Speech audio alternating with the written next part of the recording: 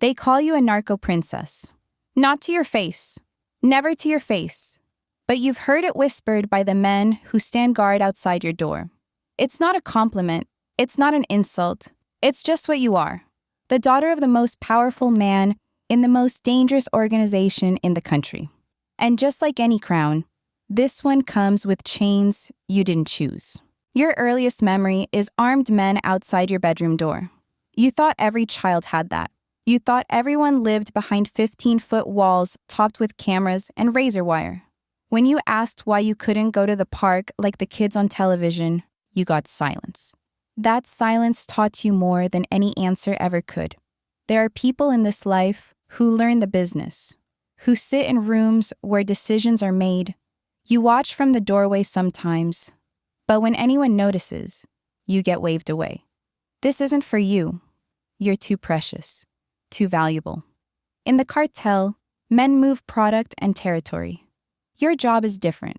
Your job is to survive long enough to be useful in other ways. They explain it when you turn 12. No normal school. Too dangerous. Tutors come to you instead. 3 teachers cycling through your week, each using a different name for you.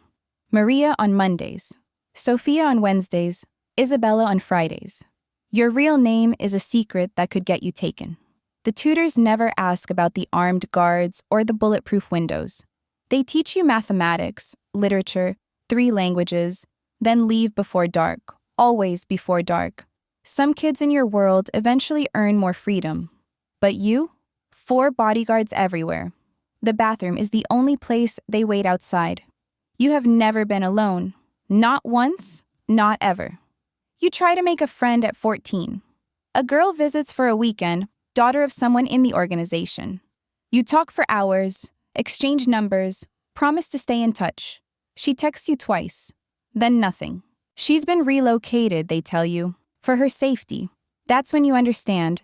Every connection you make puts someone else at risk. In this world, the people closest to you become targets, so you keep everyone at a distance, even when it kills you. Social media is a parallel universe you can only observe.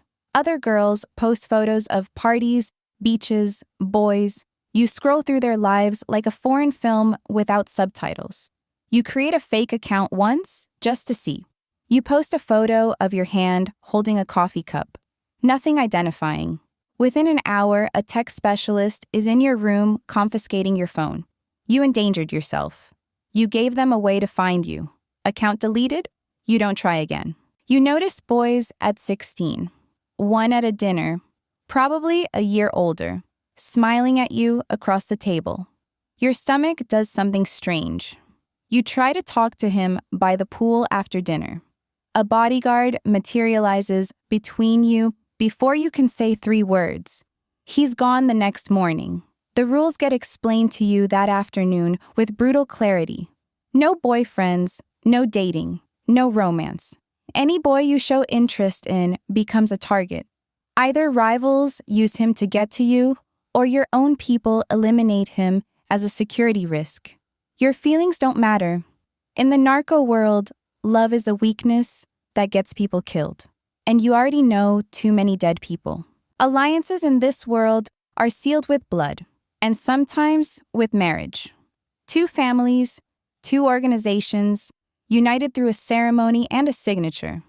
You've understood since you were old enough to understand anything that someday that ceremony will be yours. Your husband won't be chosen by your heart. He'll be chosen by the organization. In the cartel, even your wedding is a business deal. The compound has everything. A library, a gym, a pool, a movie theater. Anything delivered, any food, any book, any luxury.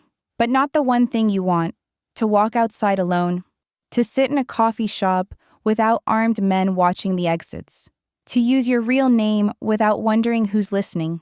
The narco princess has everything except a life. Others are groomed to lead, to run plazas, manage shipments, negotiate with generals.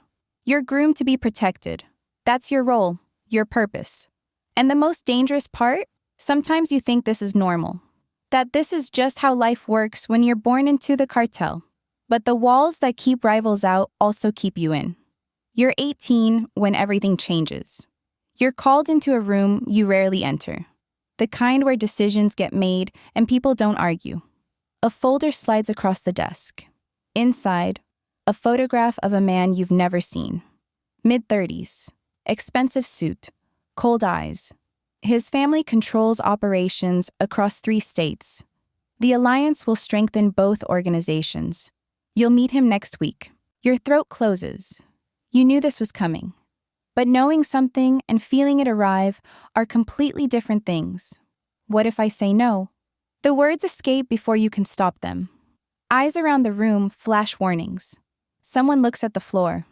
The answer comes without anger, without emotion. Your bodyguards watch from 3. Your bodyguards watch from 3 positions. His security team mirrors them. 2 organizations sizing each other up, using you as the table between them. He's not cruel, that's something. But he's not warm either. He's a business arrangement that happens to be human-shaped. The engagement is announced 2 weeks later. Gifts arrive daily. A wedding planned for 400 guests, capos, lieutenants, politicians on the payroll, all there to witness the merger. You try to imagine the future, a beautiful house, children, eventually, a husband who comes home late and doesn't explain where he's been, bodyguards surrounding your kids the way they surrounded you. Another narco princess born into chains she didn't choose. Someone finds you on the terrace that night. You're staring at the city lights, wondering which ones belong to people who chose their own lives. "I'm sorry," they say quietly. "Are you really?" A long silence. "No. This alliance matters. The organization needs it. At least it's honest. But I am sorry you're the cost. There isn't another way." You both know it. You're left alone with the lights and the guards and the invisible walls.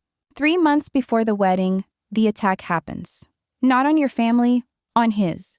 A rival cartel makes a move. Aggressive, brutal, the kind that makes the news for a week, then disappears. Someone on his side doesn't survive. The alliance that was strategic suddenly becomes survival. He changes after that, colder, more distant. He looks at you like a chess piece he's obligated to protect. You overhear voices behind closed doors, territories shifting, old alliances fracturing, new threats from the south. Your wedding isn't strategic anymore. It's the only thing keeping 2 cartels from going to war. You are a treaty written in wedding vows. 1 week before the ceremony, surrounded by dress fittings and flower samples, your phone buzzes with a message from a number you don't recognize. A plane ticket, one way to Canada, a new identity, a university acceptance letter, a bank account with enough to start over. You could disappear. Your hands shake. Someone on the inside is offering you an exit, the first real choice anyone has ever given you. For 10 minutes, you let yourself imagine it. A campus without bodyguards. A name you chose. A life that belongs to you. Then you delete the message. Not because you don't want to go. You want it more than you've ever wanted anything. But if you leave, the fragile peace shatters. The violence held back by this alliance spills into the streets. People die. Maybe even the person who sent you that ticket. Your freedom costs too much. That's what nobody tells you about being a narco princess. Your cage isn't just for you. It holds everything together. The wedding happens on schedule. You wear the dress. You say the words. You smile for photographs that will be studied by both organizations for any sign of weakness. He kisses you at the altar. Brief, formal. The crowd applauds, capos, lieutenants, bought politicians, all watching to make sure the deal holds. You move into a house with guards at every entrance. You learn his routines, his silence, his distance. You become what you were always meant to be, a symbol of alliance, a protected asset, a daughter who fulfilled her duty to the cartel. Sometimes at night you think about that plane ticket, that other life dissolving like smoke. You're not a prisoner, everyone insists. You have everything you could want. They're right about the everything. They're wrong about the want. Security, wealth, status. A last name that makes armed men step aside and rivals think twice. A future mapped out in alliances decided before you were old enough to have opinions about your own life. What you don't have is yours, and you never will. You wake up every morning in a beautiful cage. The bars are invisible: cartel loyalty, bloodlines, a last name you never chose. Some build empires, others run them. You're the narco princess, the piece on the board that never moves on its own, valuable precisely because you can't leave. People see the jewelry, the designer clothes, the compound with the pool. They don't see the bodyguards at the bathroom door, the fake names you rotate through like costumes, the boy who smiled at you once and was gone the next morning. Your wedding ring is heavy, not because of the diamonds, because of what it represents. The narco princess doesn't get a plaza, doesn't get a territory, doesn't get a seat at the table.